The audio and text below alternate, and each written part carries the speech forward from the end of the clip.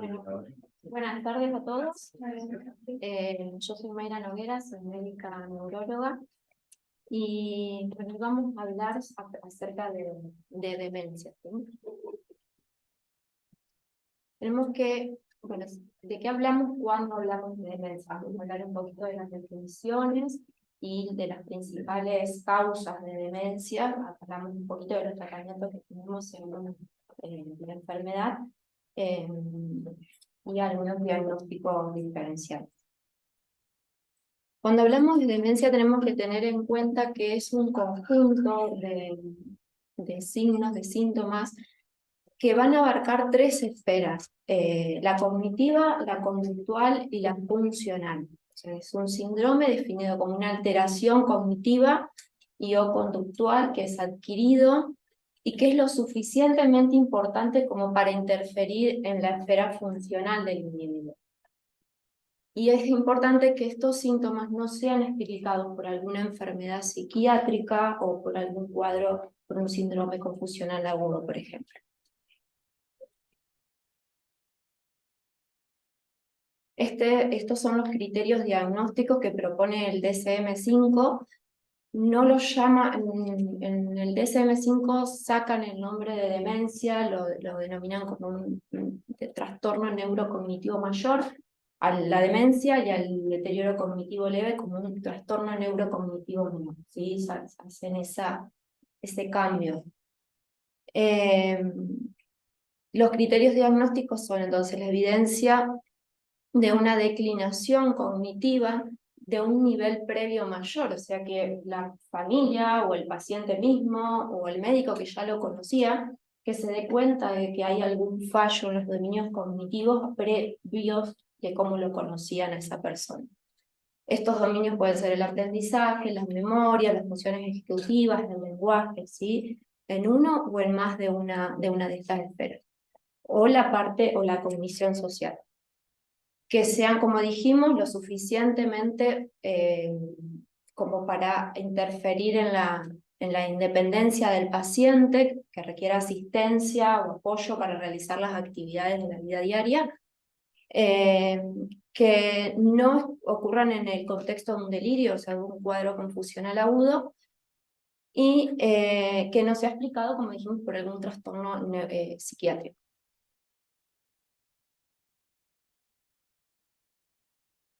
Y el deterioro cognitivo leve, o como dijimos, el deterioro cognitivo menor, es muy similar la definición, pero tenemos, lo que está bien subrayado, es que los síntomas cognitivos no son lo suficientes como para interferir en la calidad, en las actividades de la vida diaria. O sea, el paciente mantiene una cierta dependencia. Como dijimos, el declive cognitivo en una o más de las esferas de los dominios cognitivos o conductuales, que no esté explicado lo mismo explicado por una enfermedad psiquiátrica, que no esté en el contexto de un delirium, y bueno, que no interfiera en la actividad de la vida diaria. Vamos a hablar un poquito de cuáles son los principales dominios cognitivos, como para refrescar. La memoria, bueno, es uno de los más importantes, de los que más vamos a hablar. La memoria, esto es un cuadrito muy resumido, pero sepamos que podríamos dividirla en memoria de largo plazo, memoria de corto plazo. Memoria de corto plazo ya no se usa más, se denomina memoria de trabajo. Y en realidad no es tanto una función de la memoria, sino que es una función ejecutiva que ahora más adelante vamos a nombrar un poquito. La memoria en sí la podemos dividir en la de memoria declarativa o explícita, que es aquella que podemos nombrar con palabras. Por ejemplo, la memoria episódica de eventos ya sean personales, qué es lo que hice la Navidad pasada, dónde, con quién comí el fin de semana pasado. Es algo que uno, si les pregunto a ustedes me van a saber contar con fecha, con bastantes detalles. Y la de memoria semántica es aquella memoria del hecho de las cosas, por ejemplo, saber cuál es la capital de Francia, saber de qué color es la naranja, son cosas del entorno, el conocimiento que tenemos del mundo que nos rodea, que uno no sabe en sí cuándo las aprendió, pero la traemos por nosotros. Pero le puede dar la puede evocar a esa, no, si uno le pregunto a ustedes, me van a saber responder. Y la no declarativa o la implícita es aquella que no podemos poner con palabras. Por ejemplo, el andar en bicicleta es algo que tenemos aprendido, el manejar es algo que tenemos aprendido, pero si yo les pregunto cómo se hace, si no es usted con la práctica, no, es difícil que uno lo pueda explicar. Eso es la memoria declarativa, implícita o procedural, que también se le dice. Y la memoria a corto plazo es en sí, como dijimos, una función ejecutiva, está fijado el lóbulo frontal, y es aquella memoria en donde nosotros es material que tenemos que manipularlo muy rápido. Por ejemplo, yo le dicto a usted un número de teléfono y me lo tienen que repetir, o le digo, acordate este número, les digo 4 o 5 dígitos y usted enseguida me lo repite. Pero salieron de acá y ya se lo olvidaron. O paran en la calle y le preguntan a alguien cómo llegar a tal lugar, le van a decir 5 cuadras para acá, doblan para la derecha, y van a acordarse en ese momento y después se olvidan de eso. O sea, esa es la memoria del trabajo, aquella que uno puede acceder muy rápido, ¿sí? Una información que uno manipula rápido. Esto es como los conceptos más importantes de memoria. Si tienen preguntas, chicos, vayan parando.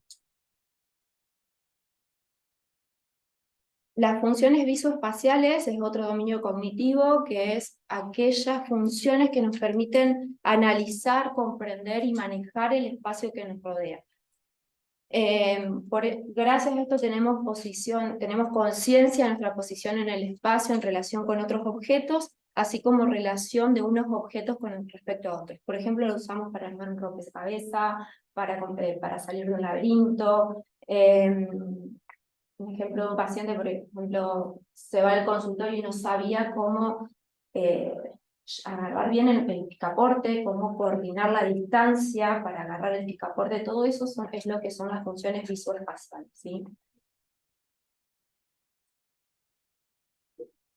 El lenguaje es el medio que tenemos para expresarnos, expresar nuestras ideas, nuestros pensamientos, a través de símbolos que nosotros les podemos expresar en forma hablada, en forma de escrita, por mímicas, las áreas corticales que están generalmente que predominan o que se localizan en el hemisferio dominante, en la mayoría de las personas del hemisferio izquierdo.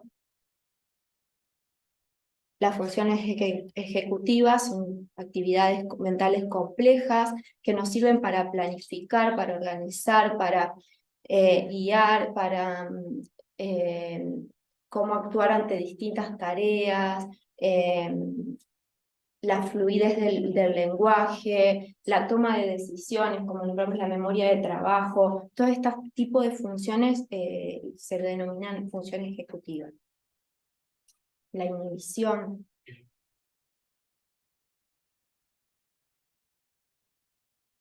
Y la atención es un conjunto de mecanismos que nos van a permitir detectar estímulos relevantes del entorno, seleccionarlos, entre otros que no sean relevantes. Por ejemplo, ustedes están acá, tal vez están prestando atención, otros están pensando qué es lo que tienen que hacer más tarde. O sea, esa capacidad de prestar atención a los estímulos que nos rodean, ante muchos estímulos, estamos rodeados de estímulos todo el tiempo, y de mantenerlo en cierto periodo de tiempo, esa atención. Bien, eso es lo que más o menos son las funciones principales a nivel, las principales funciones, ay, no me sale, corticales principales. Ahora, el otro punto que habíamos visto para hablar de demencia es que tiene que haber o no, dependiendo del tipo de demencia, y en algún momento la enfermedad va a aparecer, los trastornos conductuales. ¿Cuáles son los trastornos conductuales principales que podemos encontrar? Por un lado, la apatía es uno de los más importantes y a ver, muchas veces pasa desapercibido, esa falta de interés que tiene el paciente, que lo ven como que no le interesa nada, como que no le importa nada.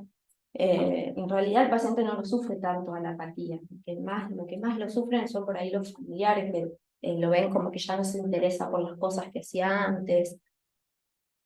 Lo que podemos encontrar es la hiperactividad, que se puede manifestar como agitación, como agresión, cierta euforia, cierta desinhibición. Vamos a ver más adelante que algunas demencias las presentan más. Después podemos tener alucinaciones, delirios, depresión y ansiedad, que también es muy frecuente, trastornos de la conducta alimentaria, como una ingesta, eh, una hiperingesta, o sea, comer todo el tiempo, comer alimentos seleccionados, por ejemplo, que coman, más frecuente es que quieran comer solamente cosas dulces, o que coman alimentos que no son alimentos, por ejemplo, comer solamente me ha pasado que quieran comer solamente mermelada o que quieran comer solamente no sé, mayonesa o solamente buscar solamente un grupo de alimentos o que no lo son. ¿Sí?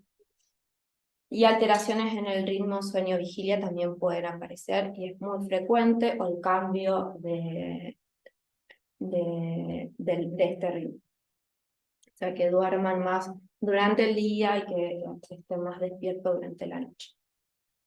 Y dentro de los compromisos, el compromiso funcional, vamos a indagar acerca de las actividades básicas de la vida diaria, como el bañarse, el vestirse, el comer, el caminar, el aseo personal. Estas son las actividades básicas y las actividades instrumentales de la vida diaria, que son las tareas del hogar, el manejar dinero. El manejar dinero es de lo más importante, una de las primeras cosas que se pierden.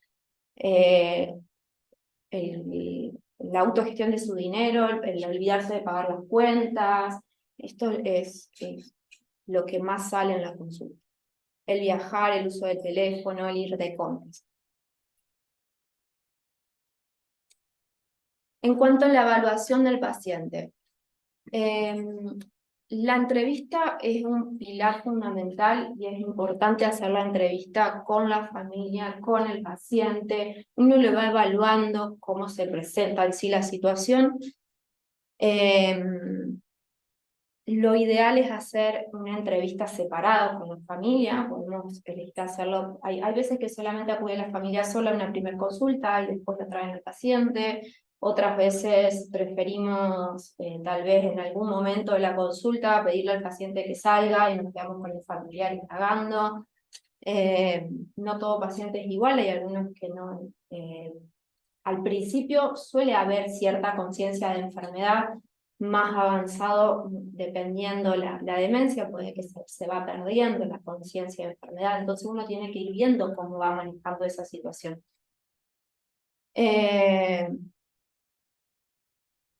A veces pasa que estás interrogando al paciente y le preguntas, bueno, ¿usted qué hace durante el día? ¿Usted cocina? Sí, sí, te mira, cocina una barbaridad y atrás tenés a la familia que te hace señas que no, o que, o sea, siempre aparece eso. Por eso la importancia de hacer la entrevista por separado. Bueno, indagar sobre antecedentes médicos, antecedentes cardiovasculares, endocrinos, renales, hepáticos. Esto es importante para buscar causas reversibles de demencia o causas que tengan un porqué este deterioro cognitivo. Infecciones crónicas, enfermedades neurológicas previas o enfermedades psiquiátricas. Antecedentes tóxicos, también muy importante, alcohol, drogas, ciertos fármacos, sobre todo las benzodiazepinas, los opiáceos, muy frecuente el uso del tramadol en el paciente mayor, nos quieren dar ahí para cuidar el riñón, pero le damos tramadol y viene el hijito muy perdido. Y indagando entre la lista de fármacos es muy frecuente que esté. Y bueno, también importante los antecedentes familiares. En cuanto a la exploración neurológica, vamos en examen neurológico general, buscando signos de focalidad, sobre todo, sospechando que haya bebido en algún momento alguna enfermedad isquémica, por ejemplo, o hemorrágica, buscar la simetría de los reflejos, Babinski, déficit sensitivo, déficit de campos visuales, ataxia. Muy importante buscar signos extrapiramidales. Vamos a ver que algunas demencias se asocian con síntomas extrapiramidales. Signos de liberación frontal, como son el hociqueo, el reflejo de prensión, el reflejo palmo-mentoniano. ¿Conocen estos reflejos? ¿Sí? Bueno, avisen cualquier cosa que no. Algunos signos más infrecuentes que pueden aparecer, signos de miembro ajeno, miembro extraño, la mano ajena, y anomalías en los movimientos oculares. Esto también lo podemos encontrar en algunas demencias. Hicimos, bueno, la entrevista inicial con el paciente, con el familiar, los antecedentes, examen físico, y después podemos hacer en la misma consulta algunas pruebas rápidas de cribado del estado mental. Lo más conocido, que deben conocer todos, es el Mini-Mental. El Mini-Mental lo que nos deja un poco afuera son las funciones ejecutivas, porque se hizo para enfermedad de Alzheimer, y la enfermedad de Alzheimer, las funciones ejecutivas se suele afectar más avanzada la demencia. Después otro de los test de screening que tenemos es el MoCA, que es un poquito más completo, que evalúa todas las áreas cognitivas.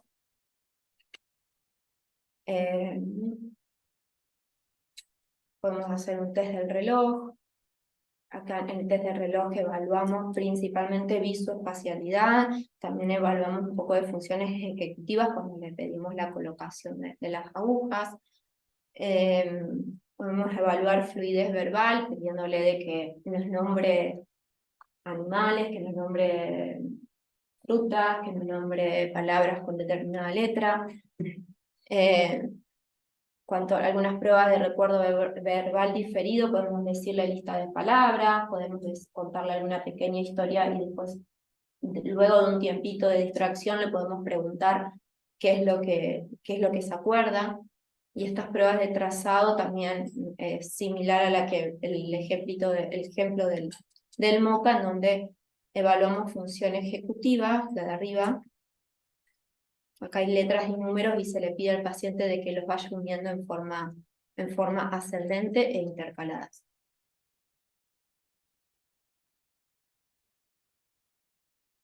Uno no siempre tiene todo el tiempo en la consulta para hacer estas pruebas, pero por lo menos trata de hacer a veces un Mini-Mental, una prueba del reloj. Son pruebas rápidas que la verdad que a veces nos dan información. Y después lo ideal es pedir como examen complementario una evaluación neurocognitiva bien completa. Dentro de las evaluaciones cognitivas deberían de incluir una evaluación del estado funcional del paciente. Estos son dos escalas. Una escala, el índice de Bartel, que lo deben conocer, que evalúa las actividades básicas de la vida diaria, y esta es otra escala del Upton-Brody, que evalúa las actividades instrumentales de la vida diaria. Después debemos de, esto es un inventario neuropsiquiátrico que hace preguntas específicas sobre la presencia de delirios, de alucinaciones, de depresión, de ansiedad, pero eso también lo podemos charlar con el familiar, si en algún momento ha visto que el paciente habla solo, que delira, que siente que como que se sienten perseguidos. A veces los pacientes dicen que sienten que lo quieren robar, que esconden las cosas porque lo están queriendo robar, que los persiguen. Siempre también eso se lo podemos preguntar a la familia. Y también está bueno que por ahí podemos hacerlo, es descartar depresión, ¿sí? La depresión es una causa importante de deterioro, la pseudodemencia se llaman, pacientes que están deprimidos y que manifiestan también, aparte de la depresión, en un deterioro cognitivo. Entonces siempre hay que tratar de indagar acerca de posible depresión. Podemos mandar al psiquiatra, al psicólogo, y hay algunas escalas, algunos que son como una autoevaluación que se puede hacer el paciente para un cuestionario que lo puede completar él.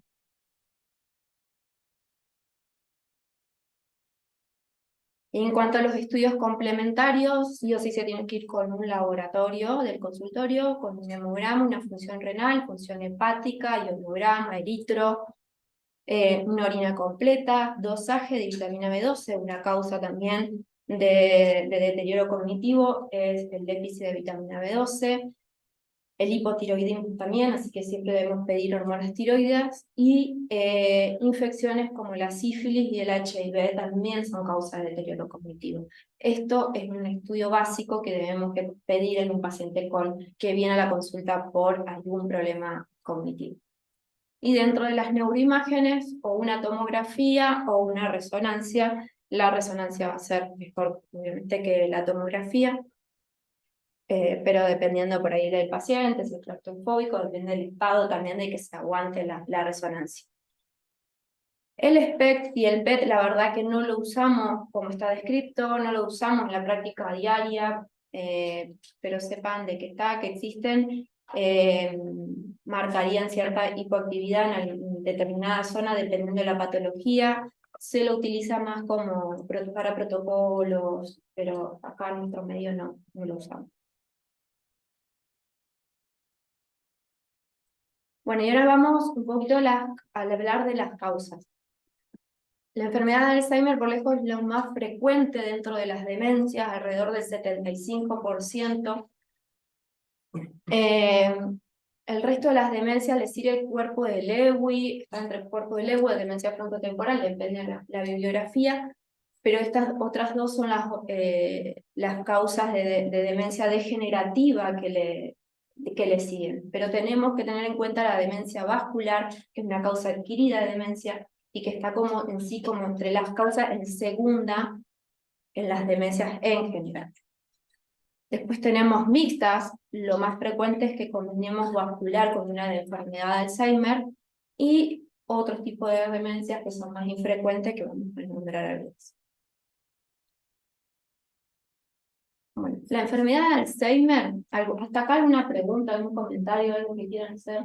¿En orina qué irían a buscar cuando veis laboratorio? No, en orina más que nada para ver en pacientes, sobre todo que vengan, tal vez venían con algún deterioro cognitivo o no, pero buscando alguna infección urinaria sobre todo, que no estén con algún cuadro confusional, con algún cuadro de delirio, para hacer diagnóstico diferencial, ¿sí? Capaz que venían con algún grado de deterioro, pero un día para el otro te hace un cambio brusco y siempre le pedimos una orina.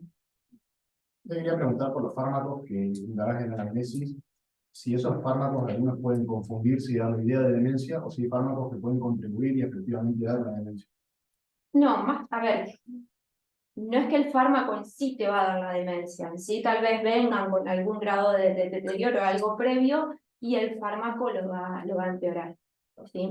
No es que el fármaco sea la causa, sí debemos evitarlos muy. A ver, van a ver en la práctica diaria la mayoría de los hijos están con benzodiazepina, todos el clonazepam, el diazepam, el alprazolam, y es muy difícil de sacarlos. Y la mayoría no se lo podés sacar, no quieren sacarlo, y tal vez eso es deterioro, ayuda a ese fármaco que están tomando desde hace 20 años, ¿sí? Y te dicen, no, pero yo ya lo venía tomando, ¿qué me va a hacer? No. Pero bueno, tenemos que tenerlo en cuenta.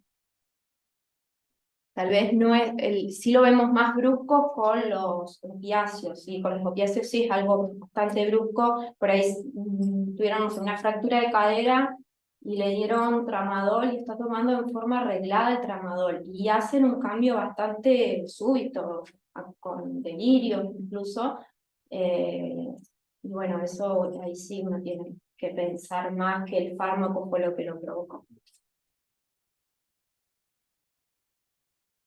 Bueno, la enfermedad de Alzheimer es un trastorno neurodegenerativo progresivo en donde el diagnóstico de certeza lo hacemos por anatomía patológica, que vemos la presencia de ovillos neurofibrilares que son intracelulares, que están formados por una proteína, que es la proteína tau, que está anormalmente fosforilada, esto es muy esquemático, y placas neuríticas extracelulares que contienen la proteína amiloide. Bueno, como dijimos, la causa más frecuente de demencia. Dentro de los factores de riesgo, el primordial es la edad, ¿sí? A mayor edad, se va a ir aumentando el riesgo de presentar Alzheimer. Como ven acá, la prevalencia se va a duplicar cada 5 años entre los 60 y los 85 años. El sexo femenino también se vio que es un factor de riesgo. Antecedentes familiares. Acá, en realidad, no es que tuve un familiar con Alzheimer, porque es la consulta más frecuente. Tuve un familiar con Alzheimer, quiero saber si voy a tener Alzheimer. El Alzheimer heredado genético existe, pero es una porción muy pequeña y generalmente se presenta a edades muy tempranas. Uno lo tiene que sospechar familiares que han empezado con deterioro cognitivo alrededor de los 40, 50 años. Y si tiene una herencia autosómica dominante, pero son los menos casos, la minoría, ¿sí? Tener la apoproteína APO4 es una proteína que forma parte de la lipoproteína. Tenemos 4 alelos. La población general suele tener el alelo tipo 3. El alelo tipo 4 es el que está más relacionado con la enfermedad de Alzheimer, y se dice que el alelo tipo 2 sería como un protector, un factor protector. Igualmente no la pedimos de rutina, pero sabemos que eso existe. Bueno, la educación, a mayor nivel educacional, mayor reserva cognitiva se dice que uno tiene, entonces estaría como ciertamente protegido. Los traumatismos de cráneos a repetición, ya sean TEC leves o algún traumatismo grave. Esto es una patología distinta, pero existe existe la demencia asociada a traumatismo, que es la que se ve, por ejemplo, en los boxeadores que han sufrido traumatismos de cráneo tal vez leves o moderados a repetición, y 10 o 15 años después que dejan la profesión pueden empezar con demencia. Y el síndrome de Down también es un factor de riesgo para Alzheimer. La localización, lo que se afecta principalmente es la amígdala, el hipocampo, pero también pueden afectarse lóbulos parietales, bueno, el resto del lóbulo temporal y lóbulo frontal. También pueden afectarse núcleos subcorticales, los núcleos colinérgicos prosencefálicos, productores de acetilcolina, el locus coeruleus, que produce noradrenalina, y los núcleos del RAFE, que producen serotonina. Por eso tenemos el déficit de estos neurotransmisores. En cuanto a la presentación clínica, como dijimos, en forma lenta, es insidiosa, por lo general tiene una presentación, el paciente va a estar con la demencia entre 6 a 12 años, algunos más, algunos menos. Lo que más se compromete es la memoria episódica, es el principal dominio cognitivo. Puede haber formas de que empiecen con otro dominio, como es el lenguaje, pero lo que más vamos a ver es la pérdida de la memoria episódica. Los pacientes se olvidan dónde dejan las cosas, se olvidan lo que le dijeron, vuelven a repetir todo el tiempo el mismo discurso, como les dije, pierden las cosas, no saben dónde las dejan, los guardan en lugares erróneos. Hay lo que se llama distorsiones en la memoria. Esto es cuando el paciente cree, por ejemplo, que ha vivido algo ayer. Tal vez él dice, ayer cené con mi hijo, y en realidad cenó hacía 2 semanas, un mes atrás. O pasa que a veces hablan o dicen haber visto familiares que ya están muertos, entonces muchas veces se confunde esto con alucinaciones, y no son alucinaciones, sino que son distorsiones en la memoria. Piensan de que esto que vivieron, lo vivieron en realidad hace un ratito y lo vivieron hacía años atrás. .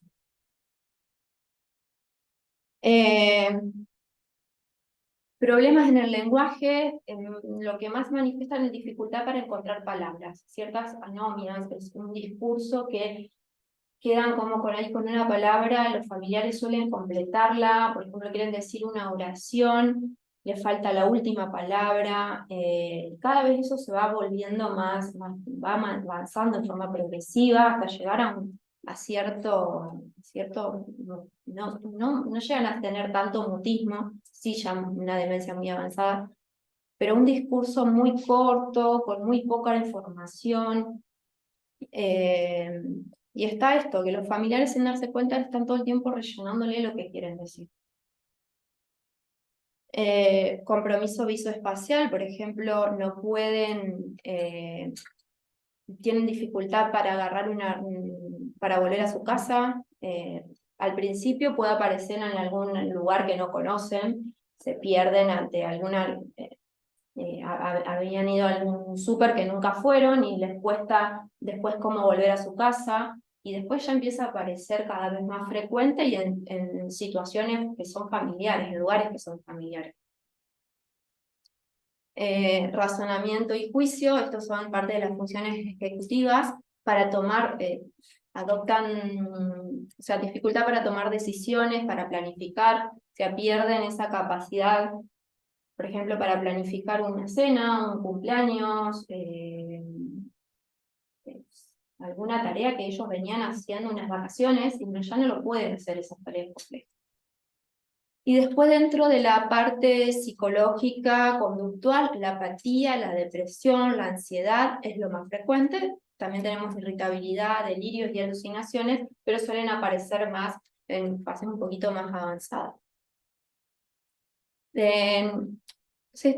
Uno está descrito que van a leer que tiene como etapas la enfermedad de Alzheimer, el deterioro cognitivo o la enfermedad asintomática, el deterioro cognitivo leve por Alzheimer, el deterioro moderado, la demencia, o sea, va a ir avanzando, pero en sí no es más que esto. Sepan que la memoria episódica es lo que más se compromete, y a medida que va avanzando la enfermedad va a ir perdiendo las capacidades para realizar las actividades que hacía habitualmente.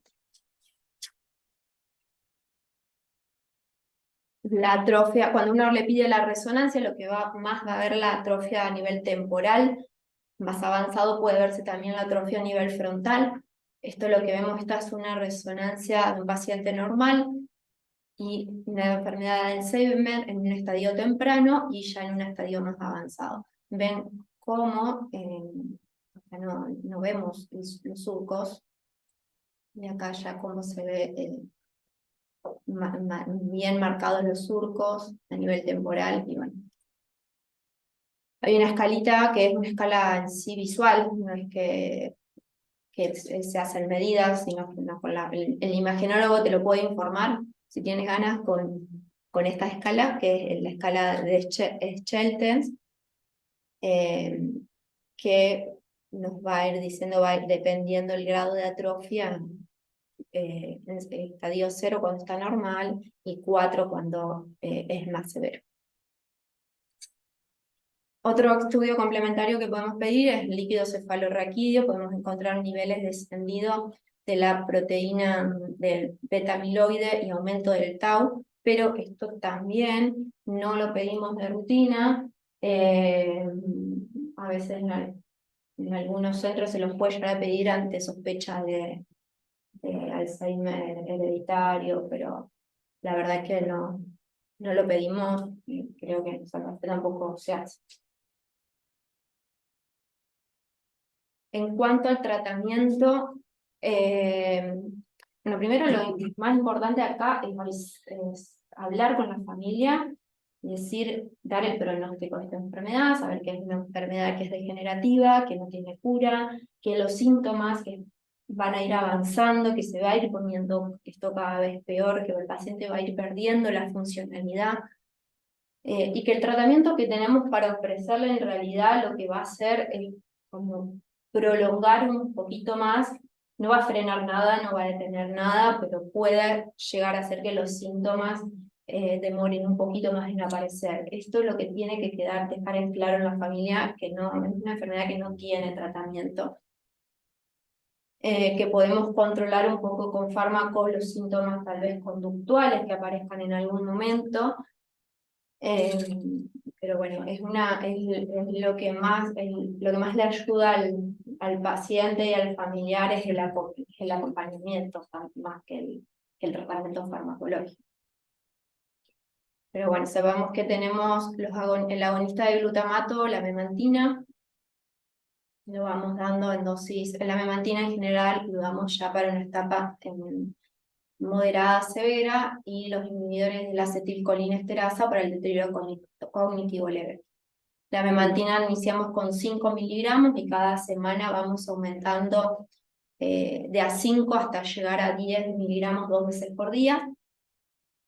Y los inhibidores de la acetilcolinesterasa lo vamos dando también lo vamos aumentando de a poquito cada 4 semanas. El donepezil es uno de los que más utilizamos. Pero también tenemos la ribostimina, la galantamina. La ribostimina tenemos presentación en parche.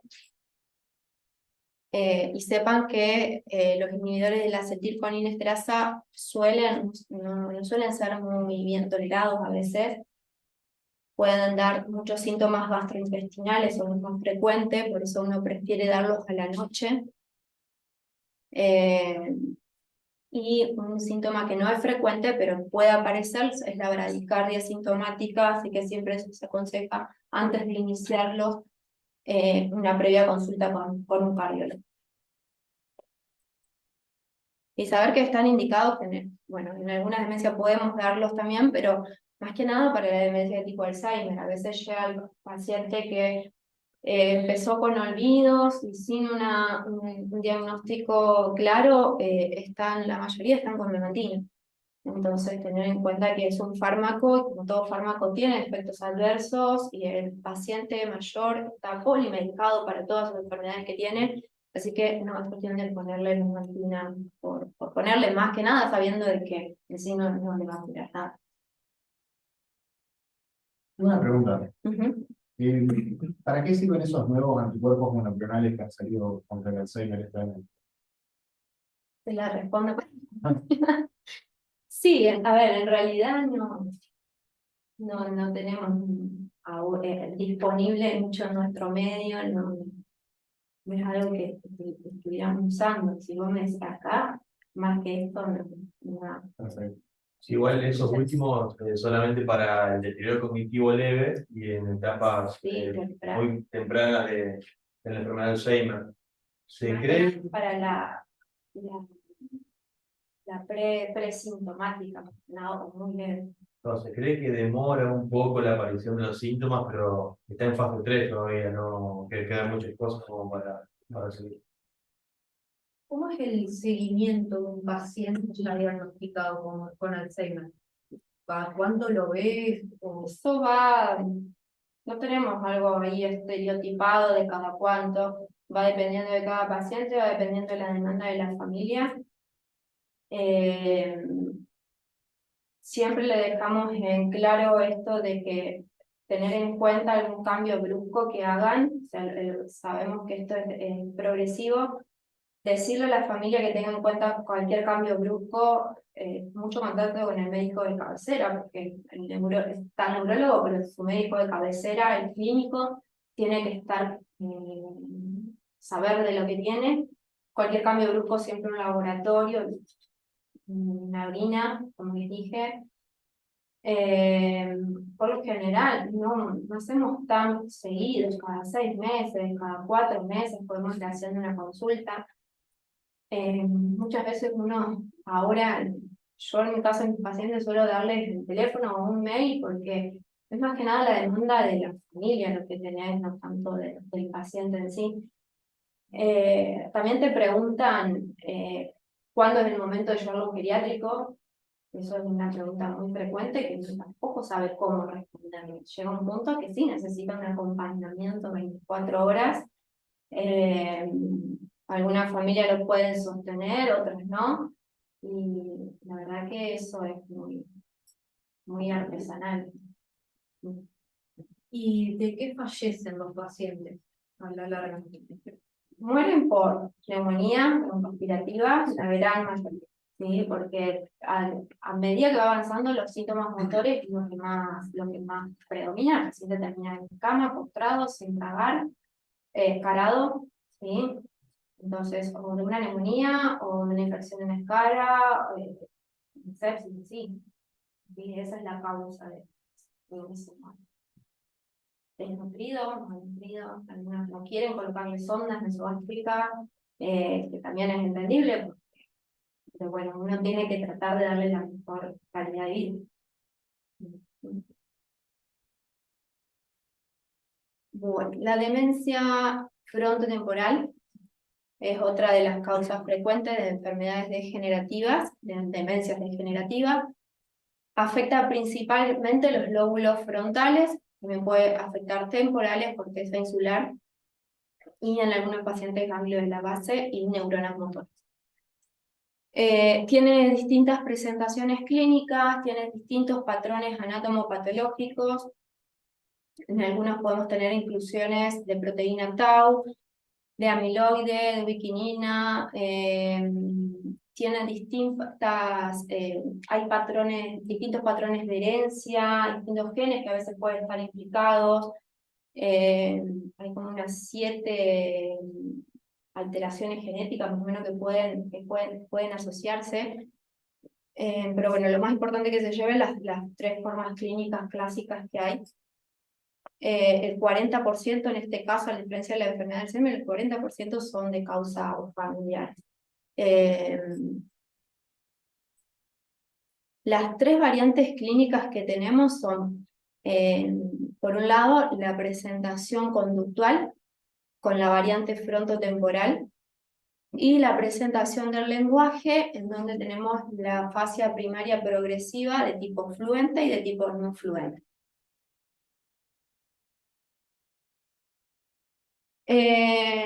Hablamos un poquito de las variantes de afasia. La variante semántica de la afasia primaria progresiva, el paciente pierde la memoria de las palabras, o sea, pierde el significado de lo que son las cosas. Si uno le pregunta o le muestra una figura, le muestra un vaso, no sabe denominarlo. Si le da la explicación de lo que es, por ejemplo, es redondo, se patea, entra en un arco, no sabe decirte pelota, ¿sí? Pierde la nominación y el significado de las cosas. Con la fluencia conservada. Y la variante no fluente, en este caso, es un discurso lento, hay errores gramaticales, palabras cortas, omiten artículos, y cada vez el lenguaje se va haciendo más acotado, ¿sí? Hasta solamente decir tal vez monosílabas, y llegan en algún punto, pueden llegar a un mutismo, ¿sí? Y la variante conductual, en este caso tenemos el paciente, lo más frecuente que vemos es que haya desinhibición, ¿sí? Pérdida de la empatía, o sea, pérdida del interés por los demás, por sus familiares, por lo que les pasa a sus familiares, conductas estereotipadas, ritualistas, desinhibición sexual también es muy frecuente, que se masturben o que quieran tener relaciones con más frecuencia, incontinencia urinaria, los patrones alimentarios también, como dijimos más temprano, que quieran comer con exageración, que quieren comer determinados alimentos. Esto es lo más frecuente de la variante conductual. Estos pacientes no pueden conducir porque cometen muchos errores, muchas negligencias en el tránsito, pasan semáforo en rojo, van en contramano, vienen frontales, si quieren ir con allá, no les va a importar si es contramano, no. Estos son los pacientes que están contraindicado el manejo desde temprano en la enfermedad. Un paciente con Alzheimer también en estadios tempranos puede conducir, porque a lo sumo se va a perder, pero no va a cometer este tipo de negligencia. En la tomografía, perdón, primero en el examen neurológico vamos a buscar, vamos a hacer hincapié buscando signos de liberación frontal, como dijimos, hociqueo, presión, reflejo palmomentoniano. Vamos a buscar signos de motoneurona, porque puede asociarse la esclerosis lateral amiotrófica con la demencia frontotemporal. También podemos buscar síntomas parkinsonianos, porque hay una de las variantes también puede asociarse con Parkinson. Y lo que vamos a ver en las tomografías, principalmente, fíjense en la diferencia con una resonancia. La resonancia anterior es bien la atrofia más que nada de los lóbulos frontales.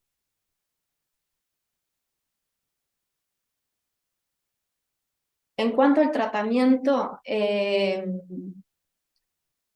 lo que está descrito que podemos utilizar es los inhibidores de la recaptación de serotonina, como la sertralina, el escitalopram, que podrían mejorar un poquito lo que es la irritabilidad, la agitación, las conductas alimentarias anormales, y los antipsicóticos, sobre todo los atípicos, para no producir efectos adversos parkinsonianos o producir lo menos posible para controlar estas agitaciones, agresividad que tienen.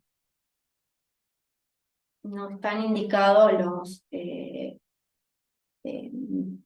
ni la vermatina, ni el penicilo, ni el ribafenina en estos pacientes, porque incluso a veces pueden empeorar los síntomas. Bien, eso es cuanto a frontotemporal. ¿Alguna pregunta? ¿Cómo es eso de la asociación con la ELA que dijiste? En algunos de los...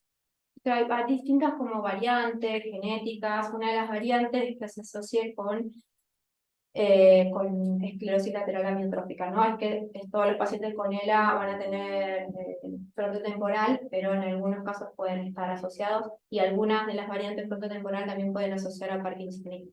¿Sí? ¿Suele venir primero la ELA y después la demencia? ¿O algo? No, es distinto. Podemos encontrar síntomas de liberación, nada más, tal vez. Está asociado a uno de los genes C9, no tiene largo origen, pero bueno, que sepan que en frontotemporal buscamos síntomas de él, porque pueden aparecer en algún momento. Y lo mismo que pacientes con ELA deberían tener un screening cognitivo también.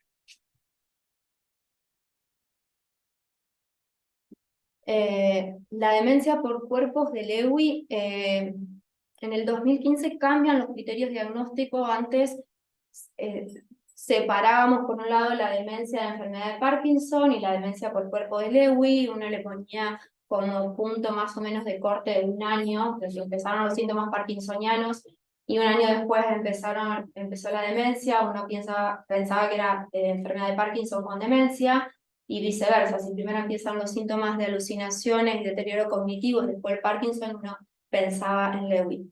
En el 2015 es como que se une todo esto, y un paciente que tenga deterioro cognitivo, que curse asociado con fluctuaciones, alucinaciones, trastorno del comportamiento del sueño REM y parkinsonismo, que comienza, acá fíjense, que comienza con o después de la demencia. Uno habla de demencia por cuerpos de Lewy. Bueno, estos son los síntomas principales. El parkinsonismo, las alteraciones del comportamiento del sueño REM. Normalmente en el sueño REM nosotros estamos en atonía.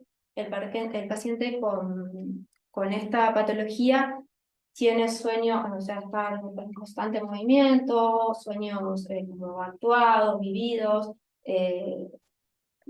Suelen terminar durmiendo solo porque al acompañante lo patean, lo golpean, amanecen en el piso, ¿sí? Las alucinaciones visuales, que por lo general suelen ser alucinaciones bastante complejas en ocasiones, pueden ser de animales o de personas. Y la función cognitiva, que cursa con fluctuaciones. Es un poco por ahí difícil de evaluarlo, pero está descrito. Es decir, que hay días que están mejor y hay días que están peor.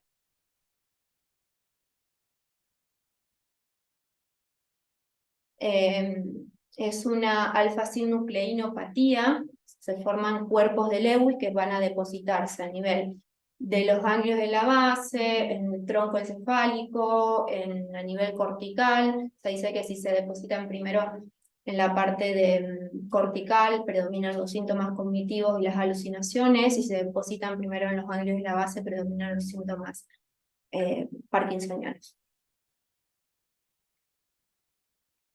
El tratamiento de la demencia por cuerpo de Lewis sintomático, tenemos que, bueno, como todas, tenemos que tener en cuenta que cuando tratamos los síntomas motores, está indicada la levodopa, pero que la levodopa puede empeorar lo que son las alucinaciones. Entonces, uno tiene que ir jugando ahí por lo que es el tratamiento. Y lo mismo que si usamos los antipsicóticos para tratar los síntomas de alucinaciones, están indicados los antipsicóticos atípicos como la clozapina, la quetiapina, pero también pueden empeorar, por más de que sean atípicos, pueden empeorar los síntomas motores. Entonces tenemos que ir poniendo en la balanza qué es lo que prima. Si lo que más le molesta al paciente son las alucinaciones, tratamos las alucinaciones. Y si lo que más molesta son los síntomas motores, tratamos los síntomas motores. Siempre teniendo en cuenta de que la levodopa la pongamos en dosis muy bajas y que los antipsicóticos también en dosis muy bajas. Son, o sea, muy sensibles a los antipsicóticos. La ribostigmina puede utilizarse, está aprobado por la FDA para el deterioro cognitivo por demencia de cuerpo de Lewy, y tener en cuenta que ciertos fármacos anticolinérgicos, antidepresivos tricíclicos, bueno, los antipsicóticos en sí pueden empeorar los síntomas. Y para los trastornos del sueño usamos la melatonina.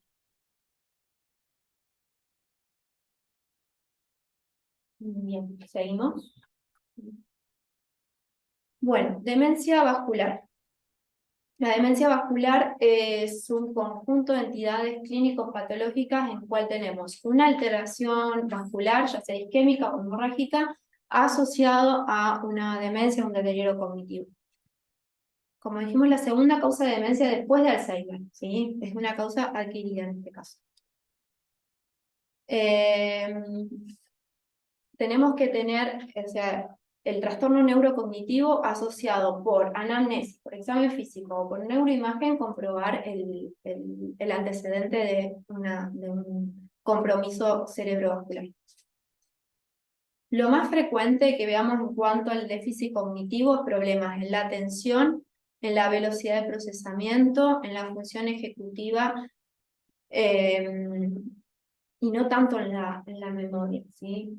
O va a haber una falla en la memoria, pero por algún problema en lo que es la función, la atención o la función ejecutiva, ¿sí?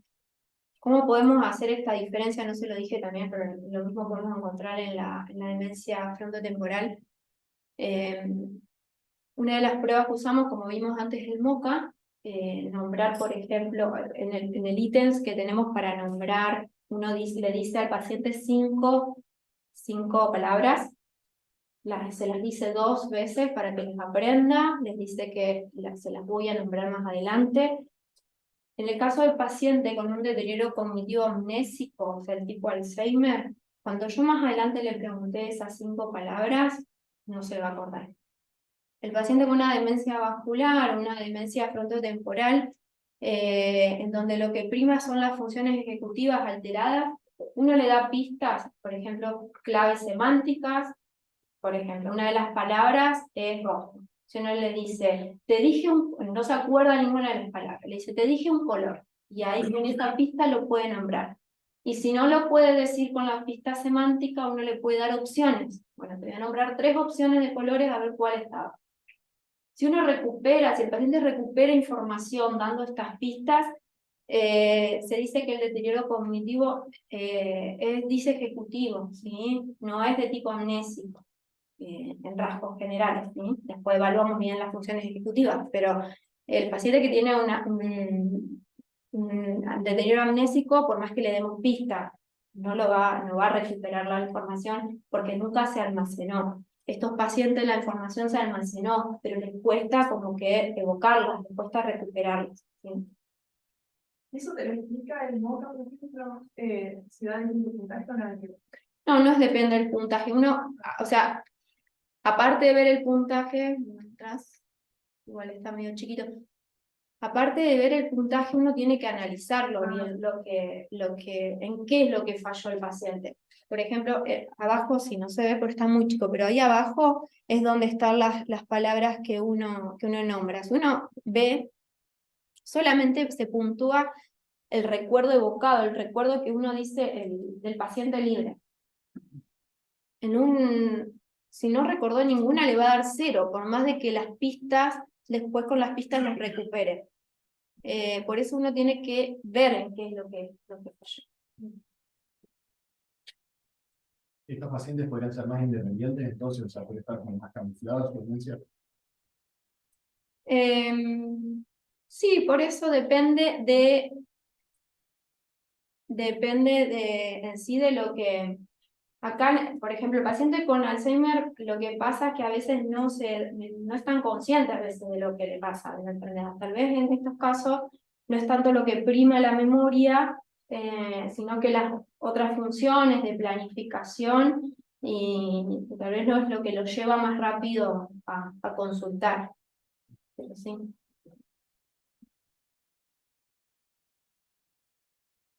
Bien. En cuanto a las demencias vasculares, tenemos distintos como subtipos. Podemos tener infartos múltiples, es una de las más clásicas que vemos, infartos corticales múltiples, un paciente que tuvo una ACV de arteria cerebral media, arteria cerebral posterior, y que va sumando cada vez más síntomas isquémicos. Por enfermedad de pequeño vaso, ya sea por, esto es lo que se denomina la leucoariosis, que muchas veces el paciente no tiene un síntoma, o sea, no presentó, no se manifestó clínicamente con una ACV, sino que es un deterioro progresivo, gradual, que a veces también se asocia a compromisos en la marcha, incontinencia urinaria, y uno le hace la resonancia y ve todo compromiso de la sustancia blanca.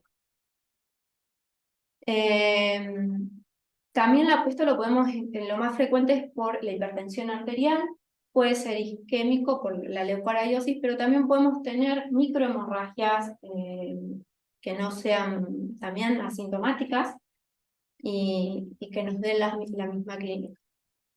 Por infarto estratégico, o sea que haya tenido solamente una ACV, pero esa ACV afectó tálamo, afectó la amígdala, afectó regiones puntuales que les generan el deterioro cognitivo.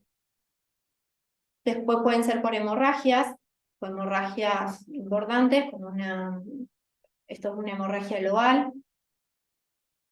Una angiopatía amiloide, la angiopatía amiloide en sí es una enfermedad que produce microhemorragias o hemorragias de mayor tamaño, que pueden ser asintomáticas o dar clínica, asociado a deterioro cognitivo, se suele dar en pacientes mayores de 55 años.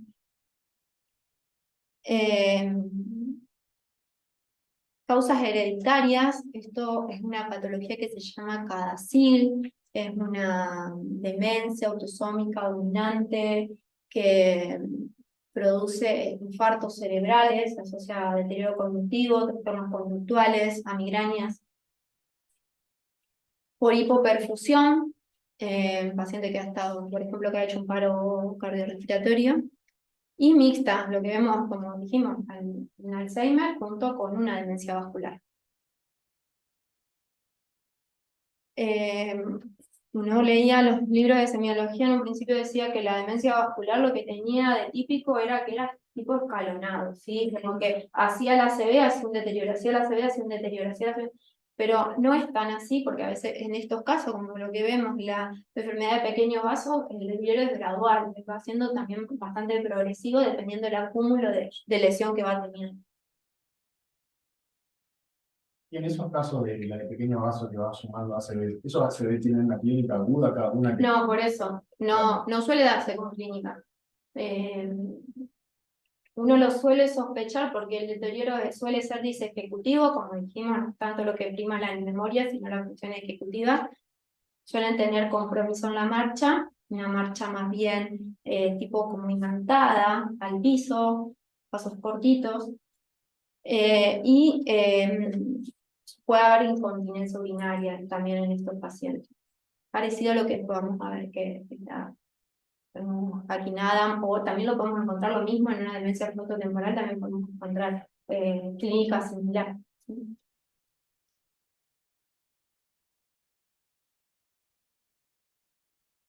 Síndromes demenciales potencialmente reversibles, como para nombrarlo, y vamos a hablar un poquito de Hakim-Adams, la hidrocefalia normotensiva, tumores cerebrales, por eso la importancia de la imagen, las infecciones, HIV, neurosífilis, leucoencefalopatía multifocal progresiva, en pacientes sobre todo con alguna inmunodeficiencia, tuberculosis, hipotiroidismo, alteraciones hepático-renales, el déficit de vitamina B12, la vitamina B12 nos puede dar trastornos cognitivos, nos puede dar neuropatías, nos puede dar una alteración medulares, la patología en sí se llama degeneración combinada subaguda, puede darnos también problemas a nivel de nervios ópticos, o sea que es una gran simuladora el déficit de vitamina B12. Abuso de alcohol, esclerosis múltiple, depresión, bueno, la pseudodemencia, como le decía, asociada a depresión, y los fármacos. Bueno, como dijimos, Hakim-Adams se caracteriza por la tríada clásica de deterioro cognitivo, trastornos en la marcha e incontinencia, asociado a un aumento de los tamaños de los ventrículos. ¿Sí? Esa es la imagen típica que uno ve en la tomografía o en la resonancia. Un aumento de tamaño ventricular que no está, ven que no hay una atrofia cerebral que sea la causa de esa ventriculomegalia. Hay algunos parámetros, como por ejemplo el índice acá de este ángulo de que tiene que ser mayor a 90 grados, que apoyan el diagnóstico, el índice de Evans, también mayor a 0,30 también nos apoya el diagnóstico. La función ejecutiva es lo que más está afectado, hay una lentitud mental, lentitud motora, lo que les decía, la memoria episódica alterada con un patrón subcortical, o sea que está conservado si uno le da pistas para que reconozca. Una apraxia de la marcha, se dice que tienen una marcha que es como lenta, como a pasitos cortos, como imantada o pegada al piso. Y podemos llegar a tener también signos de liberación piramidal y indagar sobre la incontinencia urinaria, pero que suele aparecer en estadios más avanzados de la enfermedad. Además de la imagen, uno puede apoyarse haciendo a estos pacientes una prueba que se llama, o sea, sacamos una punción lumbar, sacamos un poco de líquido cefalorraquídeo, 25 o 30 centímetros de líquido cefalorraquídeo, previamente tomándole tiempo en la marcha antes de la punción y después de la punción. Lo podemos hacer en una vez, si no vemos cambios la podemos repetir, ¿sí? A la prueba.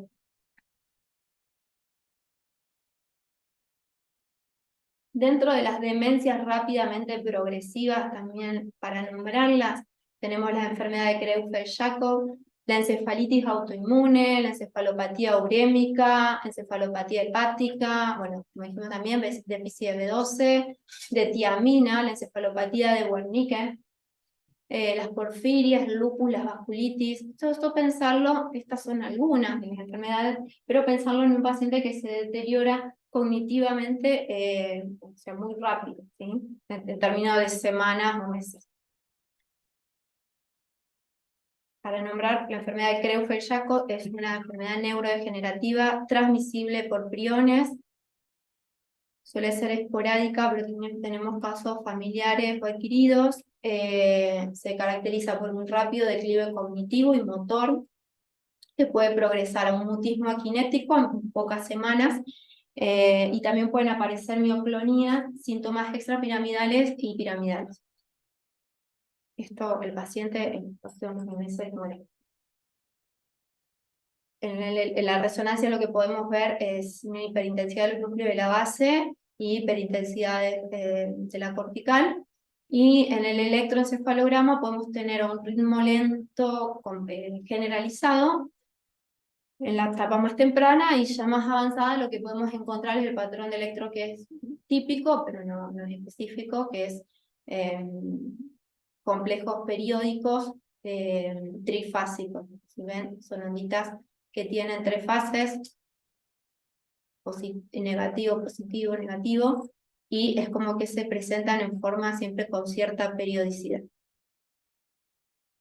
Y en el líquido cefalorraquídeo podemos encontrar un aumento de la proteína 14,3. Bueno, ¿alguna pregunta hasta acá? Tengo una pregunta de la demencia vascular que dijiste. Sí. El subtipo de la leucocariosis es el que evoluciona entonces de forma más progresiva, y el que agrega directamente infartos puntuales es el que va de forma escalonada. ¿Es así? Sí, igual no es como tan así. Tenés la subcortical, la que dijimos que por compromiso de la sustancia blanca, pero que en algún momento de su vida puede haber hecho alguna ACV, ¿sí? O puede presentar alguna isquemia, pero si vos ves la imagen, lo que prima son las lesiones subcorticales. En cambio, en la otra, por infartos múltiples, lo que sueles encontrar son síntomas clínicos más específicos. Puedes encontrar síntomas corticales, una afasia, una agnosia, una mianopsia,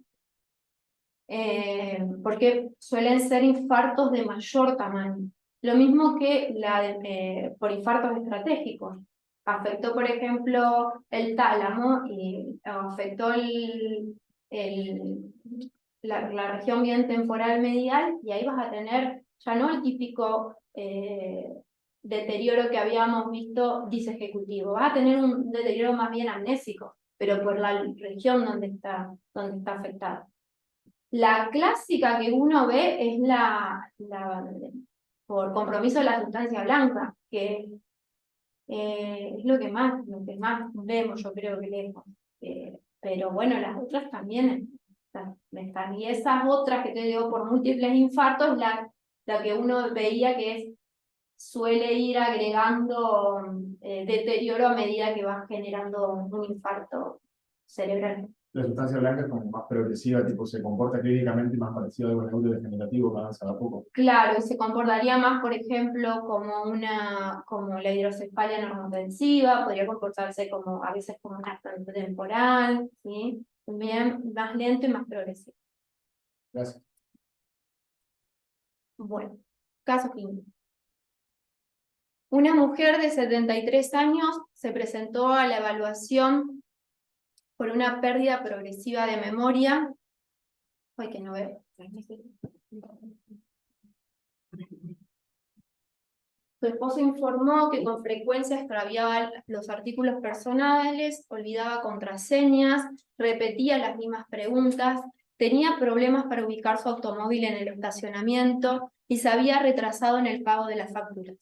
Tenía dificultad para completar las tareas y recientemente parecía abrumada cuando intentaba planificar un viaje para unas vacaciones. Había mostrado menos interés en pasatiempos anteriores, pero no reportó un estado de ánimo bajo. Negó problemas motores o interrupción del sueño. Su esposo se había hecho cargo de administrar las finanzas y de pagar las facturas, y tuvo que recordarle que tomara sus medicamentos, y por lo demás era independiente de sus funciones diarias. Su historial médico anterior destacaba hipertensión, diabetes e hiperlipemia.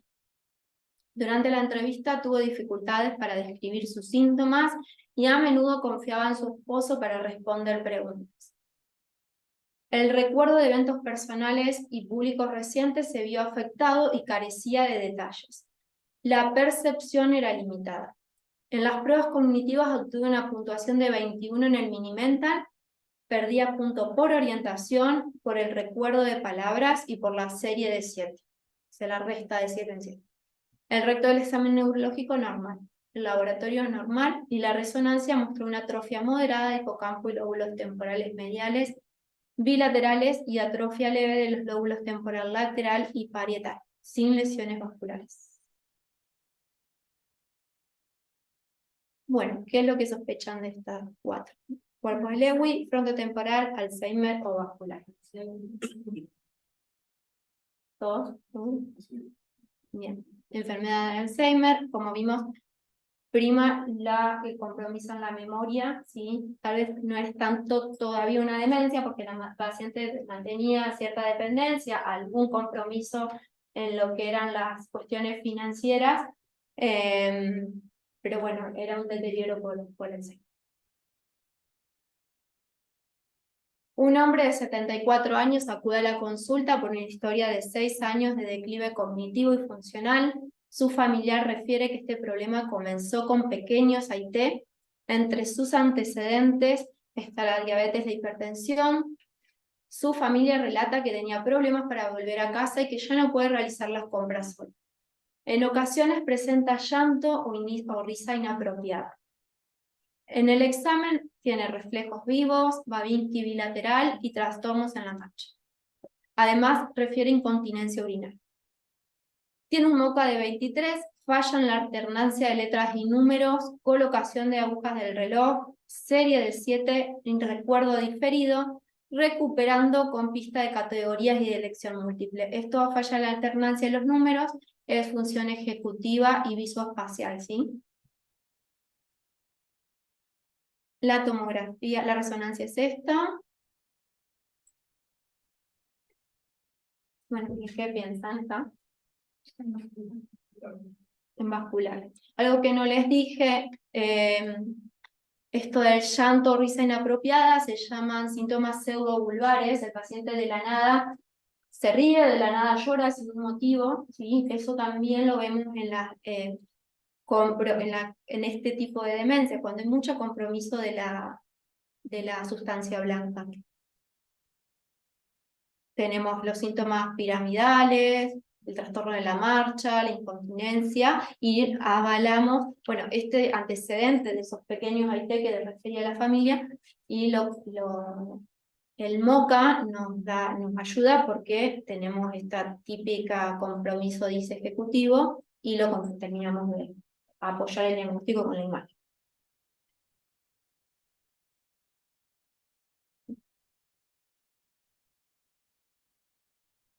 Un hombre de 73 años se presentó a la consulta con problemas de memoria. Su esposa que lo acompañaba estaba frustrada porque él nunca recordaba lo que ella le pedía que hiciera, como sacar la basura o recoger ciertos artículos en el supermercado.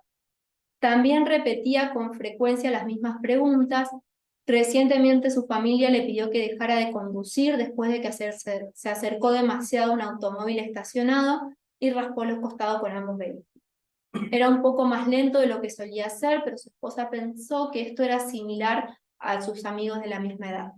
Habían dormido en cama separada durante años porque él la mantenía despierta por la noche, gritando mientras dormía o golpeándola mientras soñaba, lo que en algunas ocasiones le provocó moretones.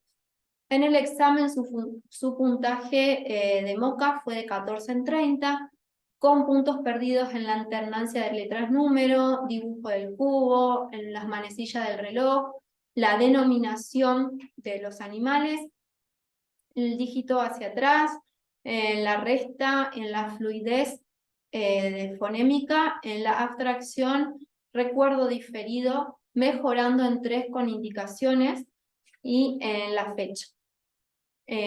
Presenta una leve rigidez y bradicinesia, tiene una postura levemente encorvada y una velocidad de la marcha levemente lenta. Reconoció que presentaba alucinaciones de animales y de personas que no mencionaba por miedo a que piensen que está loco. Bien, ¿qué es lo que tiene este paciente? Bien, demencia por cuerpo de Lewy. Tenemos lo cognitivo, tenemos los síntomas piramidales y tenemos las alucinaciones. Y tenemos los trastornos del sueño REM, ¿sí?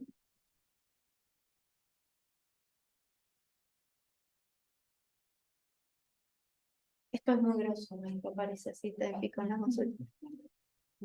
Paciente de 63 años llevado a la consulta por su familia por presentar dificultad en la memoria, apatía y un comportamiento inapropiado. Refiere que los problemas habían comenzado 3 o 4 años antes En ese momento el paciente no se bañaba, no se vestía, no comía ni tomaba la medicación si no se lo recordaban, aunque solía ser sumamente amable y cariñoso. Ahora parecía estar despreocupado por el resto de la gente y no manifestaba ninguna emoción con el reciente diagnóstico de cáncer de su mujer. Recientemente tuvieron que esconderle la comida porque había empezado a comer a toda hora. ¿Y en esto qué piensan? Pronto. Bueno, chicos, eso más o menos como para que tengan una idea de la clínica, de lo... Más que nada, estaría bueno que se lleven qué es lo que uno tiene que... cómo interrogar al paciente, qué pedirle, con qué se tiene que ir sí o sí, con qué laboratorio se tiene que ir de la consulta, que la neuroimagen es importante. Sí, y siempre descartar las causas secundarias. Bueno, una pregunta.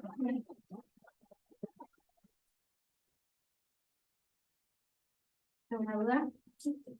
Aquellos que tienen déficit de tiamina, cuando repones, ya recupera. Sí, no siempre, no. Puede quedar con deterioro, sí, cognitivo. Además, el paciente generalmente son equilibristas, ya vienen con un deterioro cognitivo a causa de una intoxicación por el alcohol, pero generalmente no, lo cognitivo no lo suelen recuperar. Pueden mejorar, pero no es totalmente reversible. Y catalogan según el antecedente, independientemente de la edad. Por La, ejemplo, una tirita de 45 años. no importa la edad. Lo que me importa es el tiempo que estuvo expuesto al déficit de tiamina. Lo más tiempo estuvo, mayor es el porcentaje de recuperación. Y tener en cuenta que no solo son alcohólicos, pueden ser por emesis excesiva, casos de embarazadas con hiperemesis gravídica, que hemos tenido un caso que han hecho un warning por esto, ¿sí? Así que el alcohol es como lejos lo más frecuente, pero hay que pensar en otras cosas. Bueno.